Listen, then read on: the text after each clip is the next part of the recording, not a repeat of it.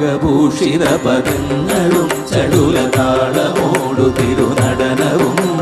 ഭസ്മഭൂഷിത മുരസ്ഥലം ഹരിണചർമ്മവും ഫണിഗണങ്ങളും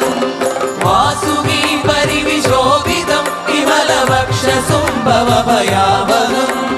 ചന്ദ്രശേഖര തെളിഞ്ഞു കാണണം അന്തികേ മമ സദാശിവ നീലകണ്ഠതപ നീലകണ്ഠവുമതിൽ പുളഞ്ഞുരഹിമാലയും ഭൂവിശോഭമഴിയും കരങ്ങളിൽ ധമഠമാരവകളും തുണി ശൂലപാണേ